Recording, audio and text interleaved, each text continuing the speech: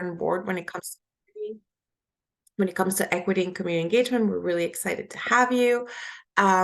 We encourage you to ask questions and engage in dialogue. And this is an informal conversation. We're just gonna kind of, if you have lunch or a snack, or you can just kind of have lunch with us. And we're just gonna have a conversation and learn together. So welcome everyone. We also have our admin, Monty. So if you have any questions about technical stuff, just feel free to contact Monty. He's going like this now. He has the Virginia Community Voice logo when he's not on camera. And my colleague and friend Josh Scott, he's the director of policy and community organizing. I always say it wrong. I'm pretty sure I got it right. So he's gonna be with us too, and we're gonna be presenting together. So let's get right to it. So we are talking about the purpose is to kind of I guess the title is your board on board with community engagement. We know community engagement is important, as we know and we know community engagement is important. So why can't your board see it? And we said, don't worry, we can help you get there. So really what we're going to try to do together is to reflect upon certain aspects of our community engagement practices and our practices in general when it comes to our organizational culture and our community engagement culture. And then Josh is going to lead us through a process that can be quite helpful when it comes to tools that we can utilize in the community engagement space. Just as a reminder, it is really important that when we think about community engagement, we're always thinking about how to do it equitably, right? And that's kind of our model. That's kind of the way that we do all the field work, that we do all the groundwork that we do in the South Side, grassroots work, right? It's always with the lens of equity and justice, and led by the people, not by us, or by our neighbors. So keep in mind that when we're talking about community engagement, it's always going to be through that lens, the lens of racial and equity, just justice in general. So I'd love for you to kind of think about this specific question. So what you see on the PowerPoint here, what would be your dream to radically improve community engagement in an equitable way, right? So if you were to have a magic wand in your organization, in wherever you are part of, or whatever team you're part of right now, how would you like to improve the community engagement practices, and in a way where people are, or neighbors are, genuinely benefiting from whatever we're doing, right? So I'd like for you to spend 5 minutes thinking about this, just on reflection. You don't even have to engage in dialogue yet if you don't want to. You can also consider these questions, like, kind of to guide your thought process. What can we do with this dream, right? How would it look like? How do we move through these ideas to try to help the practices? To try to help the board get on board with implementing more equitable practices in the community we serve, and what are possible pushbacks. So just to give you an example that may guide your reflection process, say that we wanted to implement some listening sessions, right? So say that in our organization, we don't really include the voice of the community in our programming, and we're thinking about implementing focus groups and listening sessions so that we can bring in their voice into our planning, into our strategic plan, or whatever it is. So what would that look like, right? So you can start thinking about that. Then how do we move through the idea of implementing listening sessions so that the board is actually on board with it, right? It helps to think what could be a possible pushback from the board. Say that the board was not too keen on applying for funding that would cover a lengthy, holistic, comprehensive listening session. And so sometimes we have to kind of think of strategies to convince the board or to really understand why it's important. So I'd like for you to spend 5 minutes kind of thinking about this, but before, do you have questions? Does it make sense? Any clarifying questions, comments?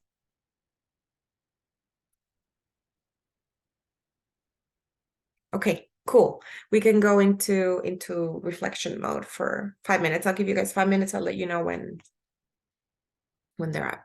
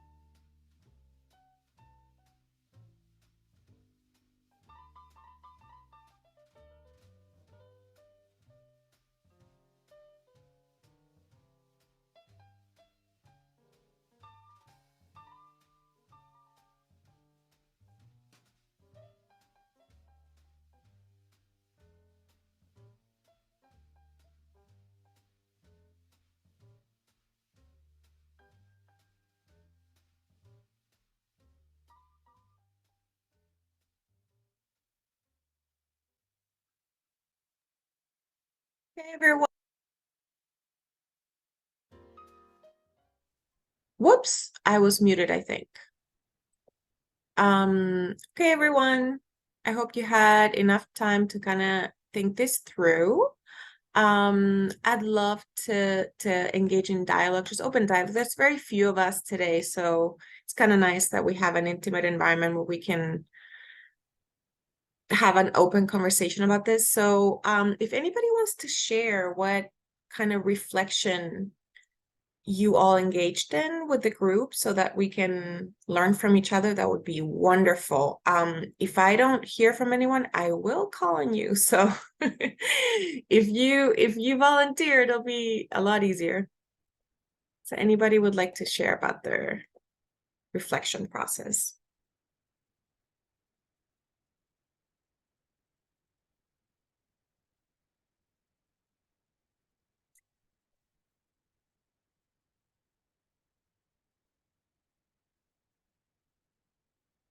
All right.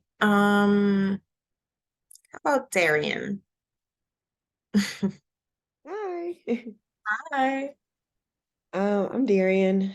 To answer the question, what would be a dream to radically improve community engagement in an equitable way? Honestly, I don't really have the answer. Yep. I'm in a interesting space of leaving the school systems and still being a part of um, Southside Community Center through the Gun Violence Prevention Program. Hmm. And I love the program because I love the kids. I've developed a relationship with the kids. And honestly, like with my experience in working in the Southside schools, um, not gonna lie, like I would say maybe like 10% of my caseload was Latinos, and then Mm-hmm. the other was African American. Mm-hmm. And there is like, there is a division. Oh, wow. Okay. Um, Not intentionally, but like it's just, it's there. Um, and so in my work with them, um, I try to communicate as best as I can because there's a language barrier, but you can get around that easily with Yeah. like translator lines and just texting alone. Um, but like there is like, I don't know, it just I see that there's only one Latino student in my after school program, and I'm wondering like what other Latino students are out there that maybe could be a part of this program and they just don't know Mm-hmm. about it. And they I don't know if there's a language barrier. I don't know if like maybe they have other responsibilities. But yeah, that seeing the population of Southside being what it is, and then having the after school program, I feel like it's not a true reflection um, of the population in the community. Yeah. So Yeah, thank you so much, Darren. This is such a kind of it's a topic that I feel like we could all learn a lot from because we see it quite a bit. It's a significant issue, I should say, or something to be addressed in the community that we hear and see a lot in terms of the possibilities of more integration between the African American and the Latino community, especially in the South Side. So correct me if I'm wrong. What I hear you say is that there's an opportunity to that you see in this space that you've been a part of for a while. What I hear you say is that you see an opportunity for further engagement when it comes to integrating practices for African American and Latinx students to belong, to feel like they belong to the same spaces Mhm. and benefit from the same programs in an equitable way, right? So that these programs are not benefiting more one than the other, so that perhaps there's you said it, the language barrier is a barrier, but where there's a will is a way when it comes to Latinx community. So if they see in my decades of experience working with Latinx, well, not decades, but maybe 1.5 decade of experience working with Latinx community, if you're willing,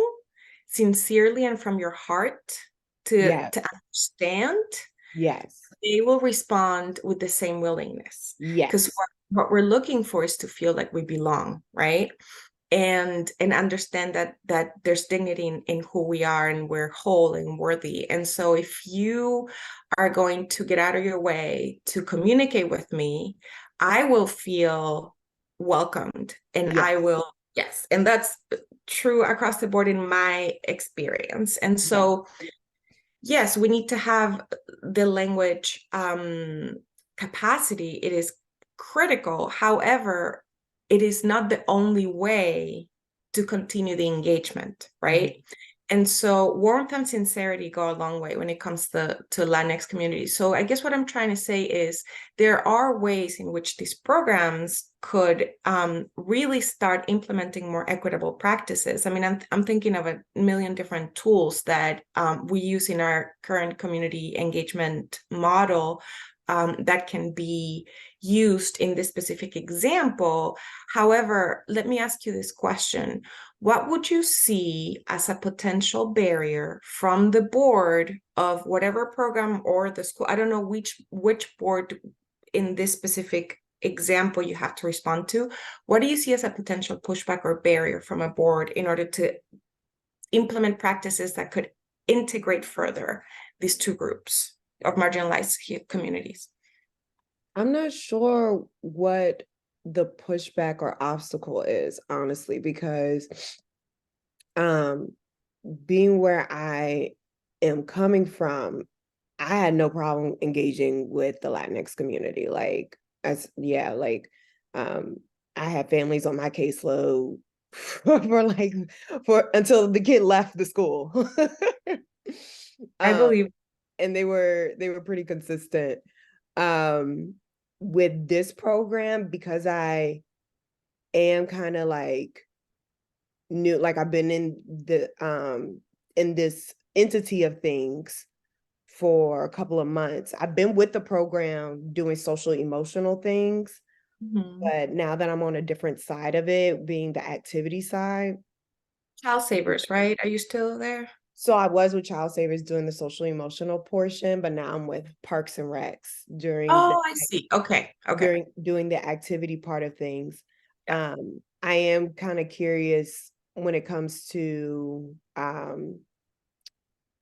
like communities and schools, because they are the referred party, and they do have a Spanish speaking coordinator, You do. um, Yeah. of like, okay, so like what is the vetting process of like which student is going to be a part of the program? I know they're not saying no to Mhm. students who are interested. I need to read over the qualifications again and seeing that like, okay, which student is qualified to be in this program, and which student it isn't. Because it is a mayor's office program. It is like a City of Richmond program. Right, right. So that's a little different. Yeah. I see what you're saying. So it's kind of like, I'm not sure what the barriers are. So maybe Yeah. to start, and we'll talk a little bit about that. I'm actually going to hold space for your questions and for the kind of the dream community engagement effort that you're thinking about. And then Josh is gonna kind of walk you through a process that might be helpful to understand what these barriers are and how to get the board on board. So I'm not going to attempt to answer your questions, but I will hold space for them. And I can tell you that in this case, what I see as a first step, and Josh will go through this really cool process with you. What I see as the first step is a tool to kind of understand through listening, right? to staff and community what the barriers are. And maybe sometimes that is a first step before going understanding what the board's barriers are, right? So we'll go into it in a second. Thank you so much, Darian. I'm Yeah, so glad you're here. Anybody else would like to share?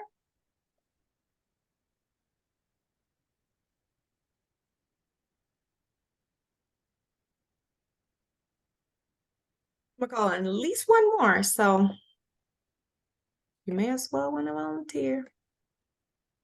My name is Jess. Scott. Yeah. We haven't answered either. It's very interesting to hear what you're talking about. Just Jessica, I'm so sorry to interrupt. It is cutting off, and I can't understand what you're saying at all. I'm sorry. oh, it's okay. Is it any better now or no? Still the It's same? better, yeah. Okay, I just got to get closer. So Yeah, please. I wanted to say that I don't really have an answer either. I don't need to have this answer, but I appreciated what Darian just to reflect and just introduce myself. So my name is Jessica Kadima. I work for a research company right now called American Institutes for Research, and I work mostly on workforce programs. And some of our recent projects are around equity and access with like workforce services. And before here, I used to be a case manager on the ground working on youth programs and human services kind of division of Fairfax County here in Northern Virginia. So, I have a little bit of like on the ground experience. And one thing I always think about too is what you mentioned, Darian, like like equity and access and just equity and access, but in knowing about opportunities like these programs, a lot of times not only do I would say the, Latin community not know about these services, but maybe they don't aren't, maybe language barriers, but also, being able to access it, whether that's because they have to go home and take care of, their Yeah, siblings or because yeah, they're their parents might not understand the process. And I yeah. myself actually am fortunate that I in middle school, my mom kind of spoke up because her friends' kids were accepted because they were, on the kind of like, I guess, reduced lunch, and their children got information about a program that was for like early college, kind of like the route. It was called EIP. It was with George Mason University Early Identification Program, which still exists. And I wasn't in that program, but it was for students who would otherwise maybe not make it to college, but had the, potential.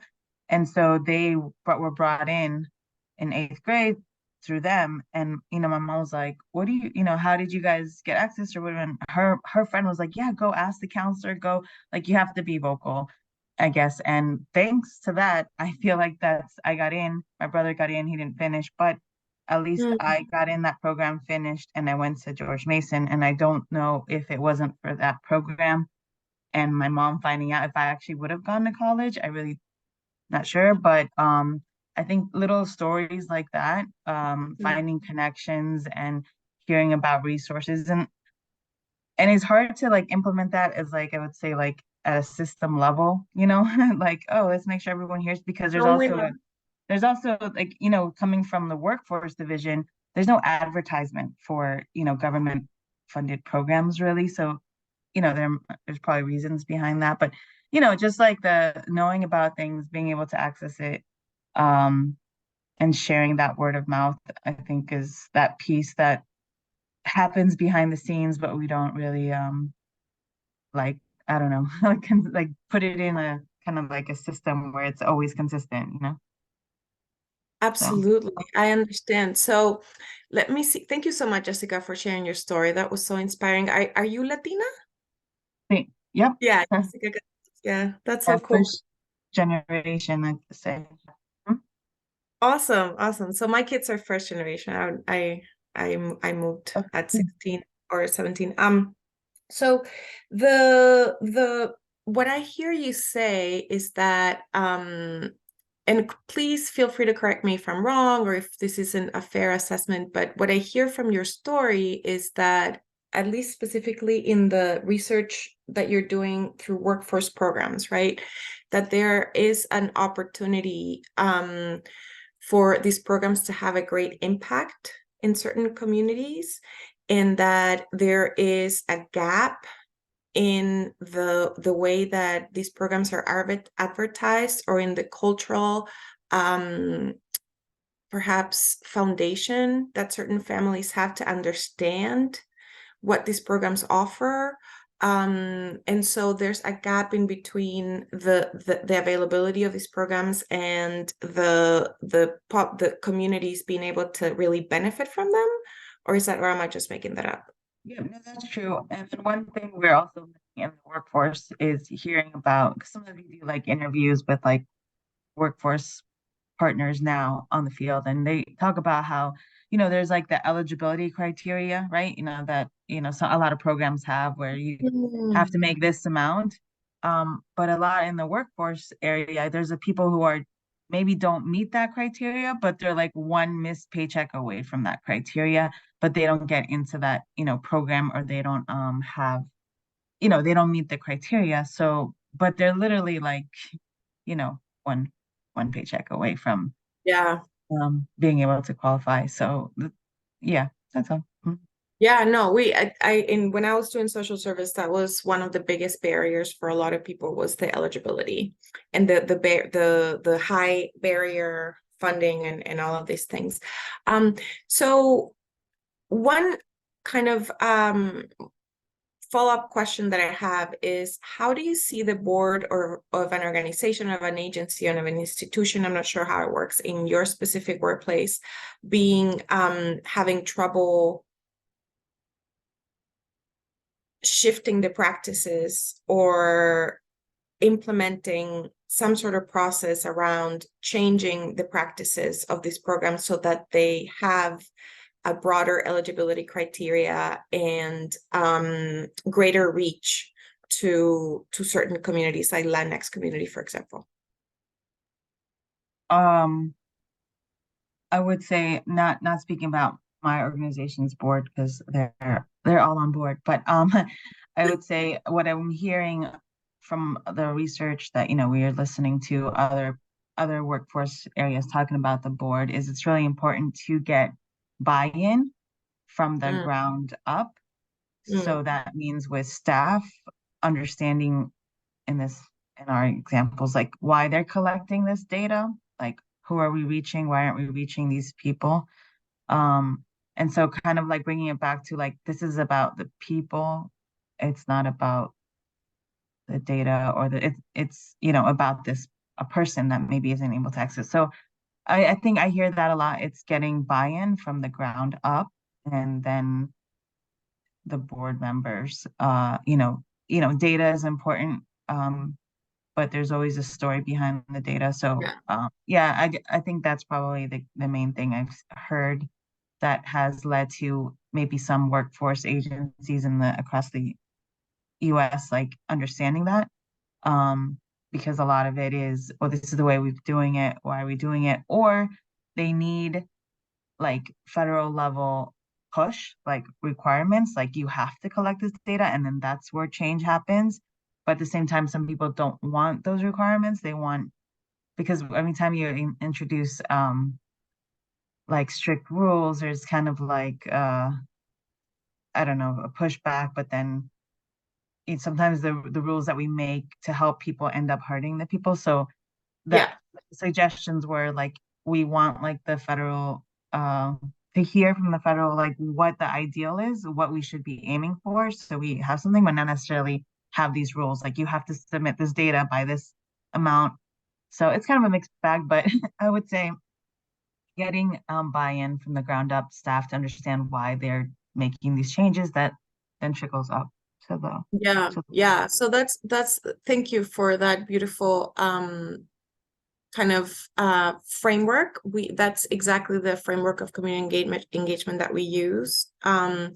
And so what really inspires me about the way that you're describing data analysis is the equity in data analysis, and the importance of shifting away from data extraction to really data collection and making the community part of that process, right? And so that can be a really powerful tool as well to get leadership on board in the right way. So just for the sake of time, I'm actually going to move on. Hold on to the reflection you made if you weren't able to share. And I'm going to pass it on to Josh to kind of lead us through some tools that we can utilize. Hey everyone, again, my name is Josh Scott. I'm the Director of Policy and Organizing with Virginia Community Voice. And I dropped in the chat a worksheet that you can download, well, not a worksheet, but a handout you can use on your own and take it with you. And what we call this is the 5 steps to engaging your board. The graphic on the worksheet actually says 5 steps to everything. You could use these steps from the most mundane kind of things you need to do with your board, all the way up to creating a strategic plan, a 10-year plan or something like that, right? But I have found these certainly helpful. I was an executive director of a community organizing organization for about 7 years. But actually about 9 of those 9 years was I engaging with board members on making key decisions for the organization. And so I use these steps all the time, even still today, because it just helps your board members, your organization leaders, whoever, to make sure they have a role throughout the whole process and that they understand everything throughout the whole process. And then for me as the staff or the executive director, it made my job easier when it came time to getting votes or making decisions, big time decisions. So first is to meet with yourself, and we're going to spend most of this presentation around meeting with yourself. Actually, on the worksheet, it's the largest paragraph, and really what it is to make a plan, right? You want to think through a number of questions, and there's a bunch of questions on the handout. And here's some questions on the slide. First is, what do you want to do? And what's the reason behind that, right? What do you feel like you're going to get out of it? What do you feel like personally, what are you going to get out of it? How do you want the community to benefit? How would that affect your role and your job and the dynamic of your staff? Think about yourself first. Second, you want to think about, how does it align with the organization? How does it align with your mission, your vision, your strategic plan, the services that you already provide, the work that your staff is already doing, right? How does it align with those? And you may come across some places where it doesn't align, and that's okay. But then you got to think through, what do you do with that, right? You want to think through all of the logistics, all of the costs. Is there additional staffing needed? Do we need additional office space, or where do we deliver these services? Or we have to go to a different place, a different location? Any foreseeable changes to the status quo of what you're currently doing, and also any challenges that you might encounter. This may require some other conversations, right? You may need to talk with other staff members to help you think through this together, or some colleagues from other organizations will require you to do some research. It was, part of our process is listening. A part of this plan to do what you want may include a listening session or a series of listening sessions. So then you have to think through that. What does it take for those listening sessions? When are we doing them? What's the timing and all of that? All these things are really important. And of course, you want to spend a lot of time depending on how big of the thing you're wanting to do. Again, the mundane tasks, doing this may take an hour, or 30 minutes to launch a 10-year strategic plan or vision, right? It may take you a couple months, to stay in this phase of meeting with yourself. And I don't want to gloss over the challenges that you may anticipate. It's really important to do that because you don't want to be caught flat-footed when it comes time to presenting your idea. For example, when we had the organization I came from had an annual strategic meeting, and my consultant at the time, reminded me, it's the board's role to take off members from the organization, and our organization was made up of congregations. So it's taking a member congregation off the rolls if they weren't performing or they weren't showing up to things. And so I just said, okay.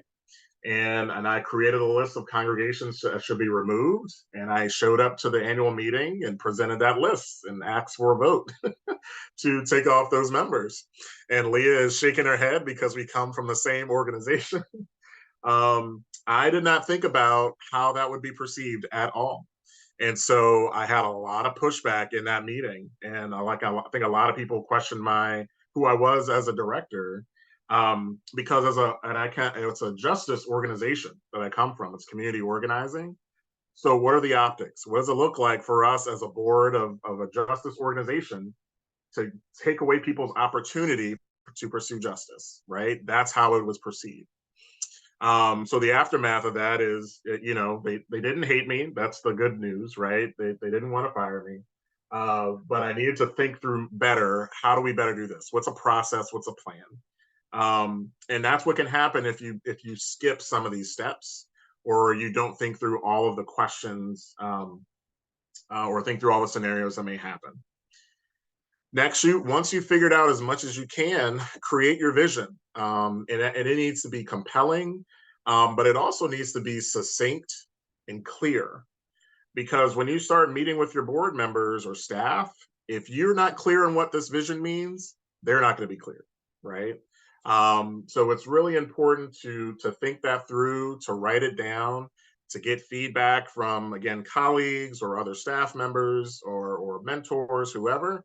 And try to figure out how to get to a point where you can say it in a single conversation, right? To be able to say it in less than 5 minutes, something like that. And then lastly, you want to reflect and strategize about your board members. You want to think about their values and their interests. Just a reminder that, values are kind of what are central to us as human beings. They're shaped and formed by our families, our cultural background, right? And you want to sit and think about, how does this work, and how does what I want be in alignment with their values, right? Or where do I see their values and what I want, right? And that's the same for the interests too, as well. It's important to strategize and think through, and we recommend you think about meeting with those you agree with first, or rather those who would be agreeable. Maybe you've had an offhand conversation with a board member and they say, man, it would be really exciting if we did X. And so now you're ready, you have a plan for X, right? So you want to go to that person first, right? Because they can, a part of your plan in this meeting with yourself is to think about how that board member can come alongside you and help you with support and getting the votes from the other board members. You want to think through all the roles that they may play now before the board meeting, or even at the board meeting, or maybe even after the board meeting, right? And think through how you want them to engage. Then you want to think about the board members who you're not sure where they may land on this, or that you already know they're going to disagree, right? And you want to think through, again, their values and their interests, in ways that you could positively challenge them, in a way that's calling them out. If a board member is, they're on the board because they come from the Hispanic community, and we want to better equitably engage the Hispanic community, right? And they joined the board because there were times that they were overlooked, from opportunities or services, right? In that conversation, they're giving you a lot of pushback. You could prepare yourself and say, John, you know what it's like, to grow up as a young Hispanic man in this country. Do you think what I'm proposing here would have been a benefit to you as a child? That could be a statement, right, that you could use to positively challenge them. You could also positively challenge your uh, uh, folks you perceive to be disagreeable by having your agreeable board members come along with you in those conversations, or to have them do it by themselves. It is important, however, to remember and reflect on the trust and respect factor that the board members have between each other. So just because you're agreeable, you may get someone who's agreeable, but there may not be respected and trusted among the board. If we want board members to come together, or you want another board member to help you, you got to make sure that they're trusted and respected by the other person. It's important to keep in mind that respect and trust trumps facts and data. In other words, you may have it completely thought out about how this is going to benefit the community, the organization, all the cost. But if that's not communicated by someone they trust and respect, they're never going to go along with it. And you have to set your ego aside, because you may not be the right one. You may not be the one that they trust and respect, but then you've got to figure out how to get some of those voices in the room with you. The last thing on meeting with yourself is, it's important, and I've kind of mentioned it already, is to practice. To think through the things that needs to be stated in conversation, and practice how you will do that. How will you positively challenge someone? How will you state your vision in under 5 minutes, right? Feel free to reach out to a colleague or another staff person to help you with that. Could you go to the next slide? Great. So the next 2 steps are meeting one-on-one with board members, and the third step is really in that last bullet. Is you may need to meet with a team.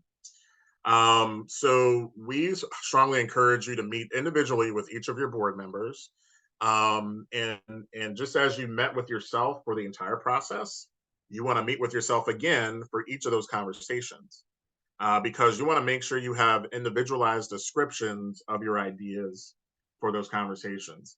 Again, the conversation, your plan to John, who grew up, who was Hispanic and grew up in an underserved community, your description of your plan is going to be very different from the white male board member from the corporate world, right? So you want to be very thoughtful about how you talk about your plan. You want to get there, describe your plan, get some sense of, are they in agreement or not? And of course, it's here you're going to field some responses. They may be questions, they may be outright pushbacks, right? But if you met with yourself, you've prepared for that already, right? Where it's appropriate, again, with those who are agreeable, you want to ask them to play a role in building support. And I've already described some of those opportunities. And it's here that you may need to do some positive challenging of board members. And another idea in terms of how do you create this one-on-one conversation that I've used, if I know someone is already going to be disagreeable, I actually start the conversation with what I already know we agree on. John, I have some ideas that I want to bring to you today that could really shift what we're doing here. And I'm reminded that of the many stories that you shared about growing up as an Hispanic boy in South Side of Richmond.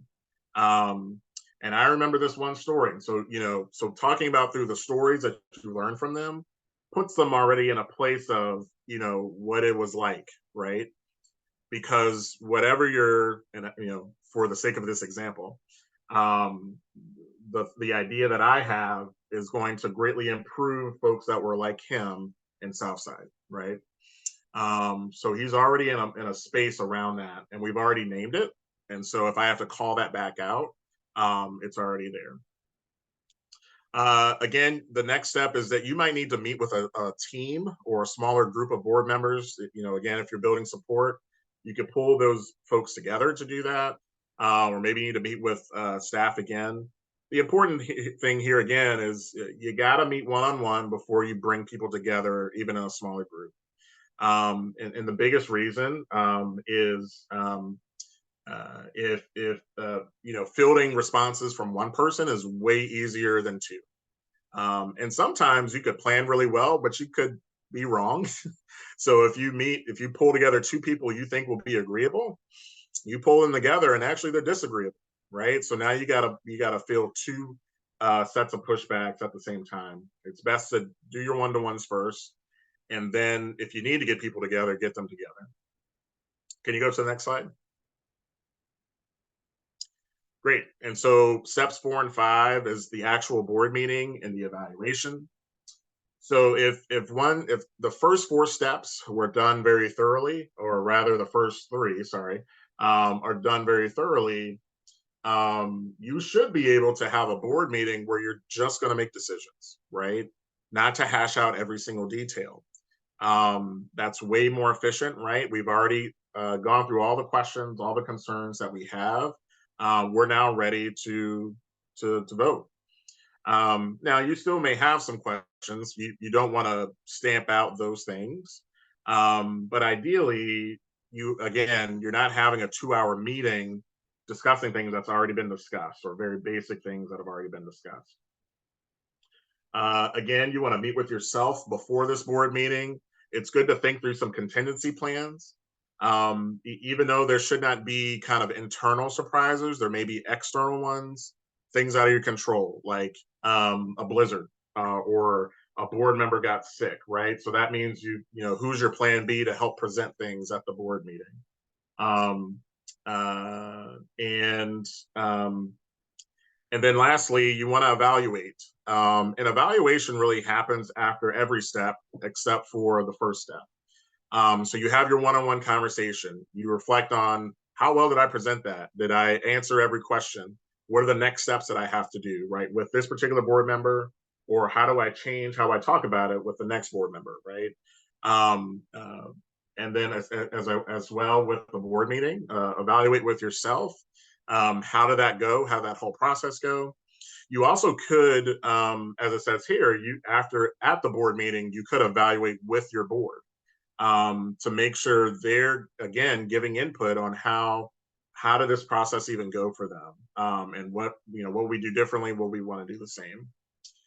So it's kind of in this way that I've used this to talk about very small things, to creating annual plans and strategic plans, and for specific areas of growth in nonprofit organizations. So I'll stop there and kind of open up for any questions, or maybe we can workshop some ideas while we're here.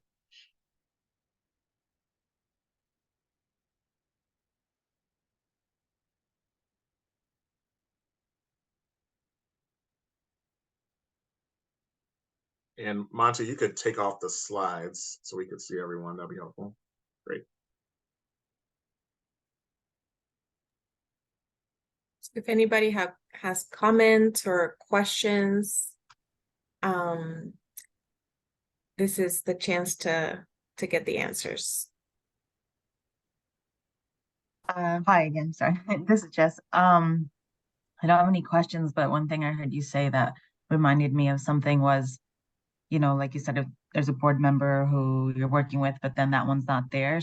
So hearing about, it's often referred to as like finding your champions, like who's gonna champion for you continuously. Because being on a HOA board, totally different, but an HOA, a board before, like there's always turnover, there's always new people leaving, and depending on the cycle of how long those people are board members, you don't want to have to keep doing the work. So like finding the champions, but also figuring out how it can be sustainable past their term on a board is also, I guess, important. Absolutely. Yeah. Just I would keep in mind that they may not always be your champions depending on your ideas, right? Yeah. I just want to say thank you. Like, this is so insightful. You know how you come in for one thing, but then you realize leaving, this is just applicable to like a lot of other things, a lot of Yeah. other like entities, and just like good, insightful business things to know. Like, I appreciate that. So I was like, that's good. Like, I was on mute, but I was like, yeah, that's it. Like, I was Well, like, well, thanks so much. And I was in your same shoes when this was introduced to me, and I was planning a wedding at the time, my own wedding at the time, and I used a lot of this planning my wedding. Yeah, you can use you can use this anywhere. just relationship wise, not necessarily business wise, but just like making sure people's priorities are still being recognized and valued and moving forward to a common goal.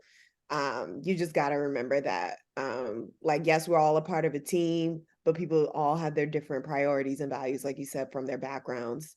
So it's just like, okay, how can we make sure that everybody feels included based off of their values and priorities to reach this goal that is the vision. So I really appreciate just hearing you and listening to you and just being reminded of important things and yeah. Well, thanks so much. Thank you, Darren. I just want to add that it's a really good point that you're making, because the foundation of any form of engagement in our work is always going to be relational, right? So these tools are applicable to relationships, because any form of organizing or any form of shift in the way that we practice our work is also going to be relational. So it's something to always be thinking about. Mhm. Anybody else?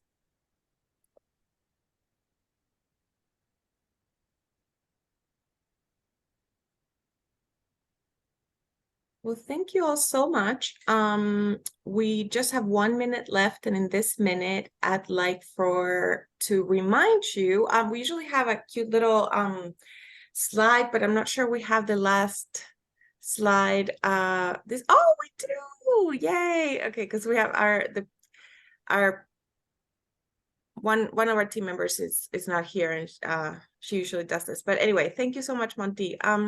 So I believe you'll have my email from signing up for First Wednesdays, but if you don't, I'm gonna add it here. We offer a whole bunch of trainings and coaching processes for your organization when it comes to equity improvement and community engagement, and racial equity, and yeah, so contact me if you're interested, and we can talk about in ways in which we can come into your organization and do this for your team.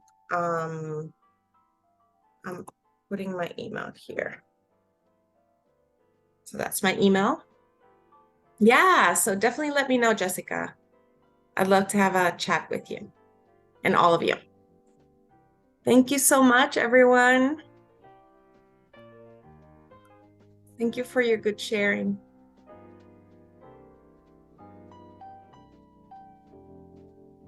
You too.